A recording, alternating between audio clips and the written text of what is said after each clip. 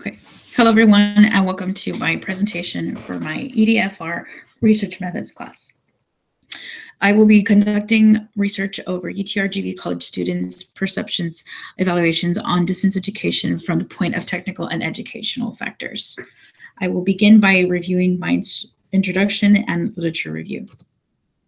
My introduction starts off with three major factors.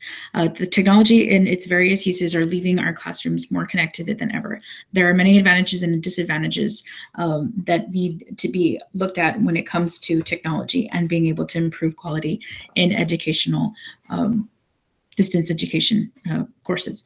Now, importance of exploring this topic is basically to increase level of understanding and cognition in the distance education.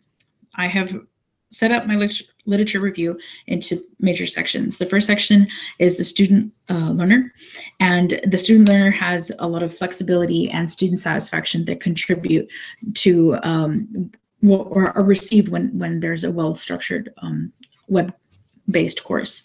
The quality is improved, distance learning is improved, but if it's not improved and it's not structured well, student dropouts have been seen in research from graduate level programs.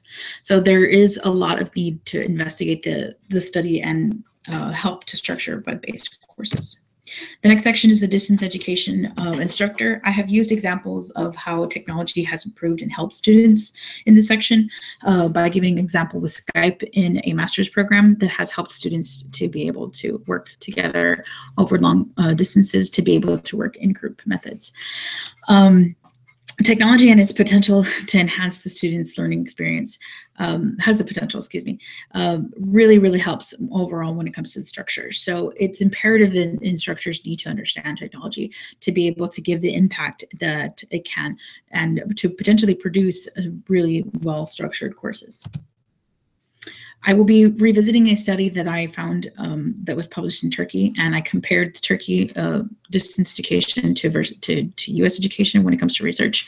And what I found is that the Turkey happens to push for initiatives to enhance quality of distance learning courses. They have been able to increase their distance learners by 15%, but the US is actually found to be the leading country to advance distance education. Therefore, they have the potential to provide a lot of insight in improving the structuring the distance learning education courses. Educational and technology factors happen to be major factors that contribute to quality learning. So these factors can play a huge role and can affect students' decisions overall when it comes to pursuing online factors. Therefore, with this in mind, it's imperative to take educational technology, ensure that student learner needs are supported, otherwise they will decrease, and further investigate the study. Okay, so the importance of the study comes down to when producing distance education learning materials, a lot of the time we only look at the learning materials and focus on them. It's imperative that we take everything into account, and what I mean by everything, I mean the student learner experience and what they encounter, because that as well is part of the program, not just the learning materials. Therefore, I will be revisiting this study in Turkey and evaluating students' perceptions on distance education based on educational and technology factors.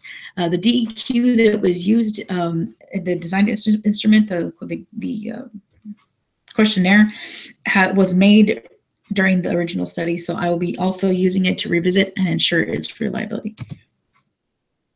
The purpose of this study, given the differences between US and Turkish students and findings that reliability of instrument can be increased with retesting, the study will investigate the following research question. Do US students prefer face-to-face learning or distance learning from the point of technology and educational factors?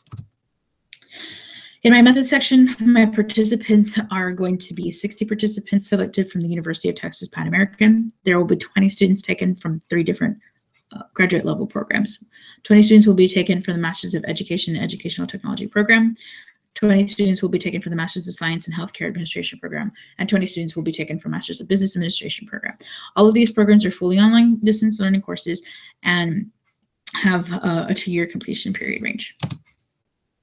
The instrument, as mentioned before, is the DEQ, which stands for Distance Education Questionnaire. It was conducted and, of course, created by Tolga, it was in the original study. It happens to be a 5-point Likert scale, ranging from strongly agree to disagree.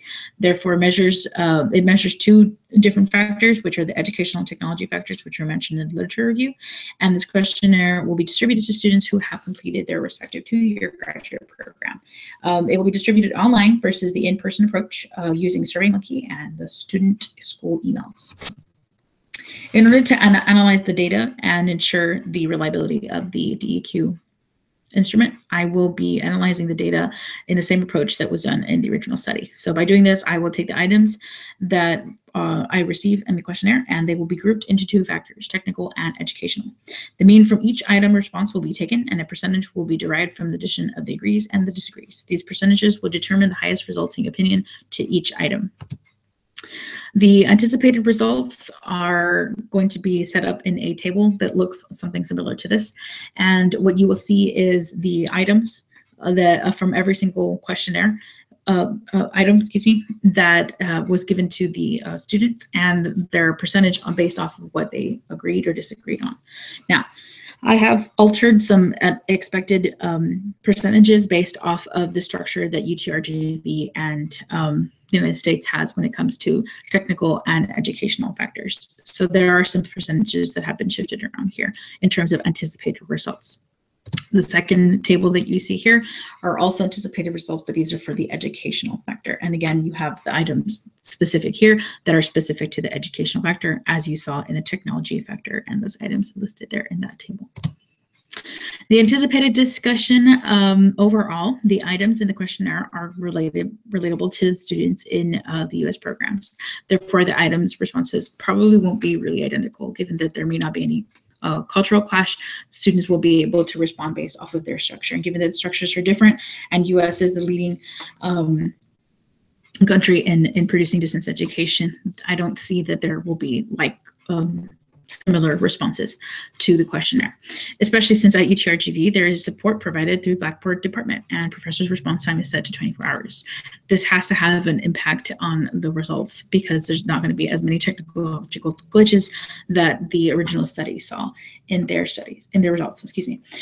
With the combined results of both factors, our anticipated results may show that students may have a slight increase in preference to online distance learning courses based off of the educational and technology factors. In terms of my probable conclusion, I decided to take a look at what we could do to improve the study. In this case, in a probable conclusion, I would say that the possible outcome to the study is that it'll still need to be restudied. And this is not just because it has anticipated results, I was not completely fully studied, but because of the fact that the DEQ instrument needs to be retested to ensure its reliability. Not to mention, a lot of other instruments and approaches can be used to further the study and this topic, and to further investigate it. There are multiple strategies that can be explored and implemented in distant learning courses to close the gaps between face-to-face and online courses. Therefore, to conclude, based off of the anticipated and probable conclusions mentioned, there are still much more to explore before quality distance education may have the chance to become mainstream. This is an example of the references that I used here for my paper. This is the second example of the references used. In this section, this is the EDFR 6300 slide as to what I was able to get out of this course. In this particular course, I happen to actually have a background when it comes to the qualitative studies and methods. So a lot of this stuff was kind of a review of what I had experienced in my undergrad, but it was a really good way of, in this class, I was able to see qualitative studies from an educational standpoint. Can be argued that the science and approach and educational approach could be similar or different, but overall, I did find some interesting learning items. But overall, it was very familiar. It was a bit of a refresher. But what I did learn, I thought I could really take away from, was the mixed method research. The mixed method research I thought was very interesting. I really didn't completely understand qualitative research very much, given that I wasn't exposed to it that much in my undergraduate. So I really found the mixed method research very interesting, especially since it has a lot of insightful approaches that you can use to learn about research and investigate your topic further when it comes to the qual method, or maybe the quant method. Action research also stood out to me, and I learned a lot about it. I really didn't know a lot about action research. I didn't really, to be honest, I didn't know about it at all. I honestly associated research with just post-secondary professors, university level type of research. I didn't know that a lot of teachers were in the K through 12 level would take action research and use it a lot in their classrooms. After reviewing it and reading what it is and how teachers use it and looking at examples, I realized that I myself, as a science teacher, in my experience, have actually used it as well.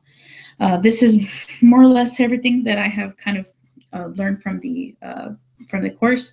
I want to thank all the students that have given their insightful opinions and suggestions when it came to the discussion boards, and I look forward to having any of you again in my courses, in future courses. And I thank the professor for a very insightful and knowledgeable course and experience through this semester. Thank you and have a wonderful day.